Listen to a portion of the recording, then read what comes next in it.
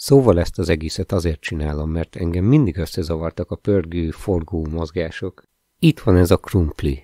A krumplikat már nagyon jól ismerhetjük a szilárdtest fizikának a tanulmányozásából. Pörög, forog, mindent csinál, ami az én fejemet összezavarja. Miért forgatok krumplikat?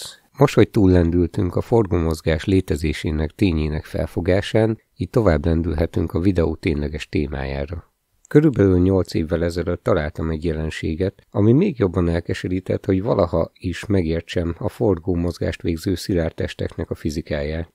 Amennyiben egy adott test rendelkezik 3 főtengellyel, és mindegyik főtengelyéhez különböző mértékű tehetetlenségi nyomaték tartozik, abban az esetben, hogyha a köztes főtengely körül bírjuk mozgással a testet, instabilitást fog mutatni forgómozgásában. Ezen jelenség bizonyítására egy roppant elegáns módszert találtam. Amennyiben felírjuk az Euler egyenleteket, majd a vizsgált eset feltételeihez illesztjük őket, azután elvégezhetünk rajtuk egy stabilitási analízist. Ehhez az első szükséges dolog egy Jacobi mátrix. Mint látható, ennek a mátrixnak a nyoma 0, determinánsát pedig az alábbi képlet határozza meg. Ha ezeket a mennyiségeket behelyettesítjük a tau négyzet mínusz 4 delta képletbe, könnyen beláthatóvá válik, hogy ez a mennyiség nem nulla. Ez egyértelműen arra enged következtetni minket, hogy ez a jelenség nem lesz stabil. Ennek eredményeképpen, hogyha a köztes főtengelytől csak egy picivel is eltérő szögben kezdjük el forgatni az ilyen testeket,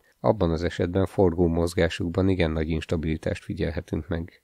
Ezek után nekem csak egy kérdés merült fel a fejemben. Vannak más dolgok is, amiknek hasonló alakjuk van. Mi lenne, ha...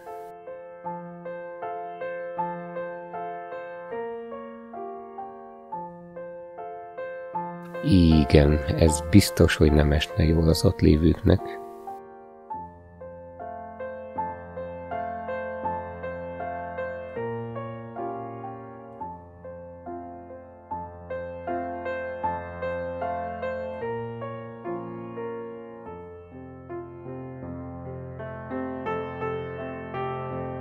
A maradék 1 percben csak röviden arról, hogy hogyan csináltam ezt a videót.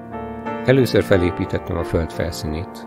Ehhez a NASA weboldalán rengeteg segítőanyagot találtam. Ezután a Föld légkörének sűrűségét a barometrikus formula alapján modelleztem, majd abszorpciós vonalak alapján színt adtam neki. Elsőre elég szép eredményeket kaptam, főleg miután a felhőket is implementáltam, azonban a renderelési idők 52 órásak voltak átlagban, ami nem volt kivitelezhető. Így végül egy kevésbé szép, de legalább működő 360 fokos képet kaptam, amit háttérként állíthattam be. Majd ezután ismét csak a NASA-nak a weboldaláról meg tudtam szerezni az űrállomásnak a 3D modelljét. Ebből a modellből egy pontfelhőt készítettem, majd ez alapján a pontfelhő alapján egy véges elemű numerikus szimulációt készítettem a mozgásról. A szimuláció az előbb említett egyenletek alapján történt.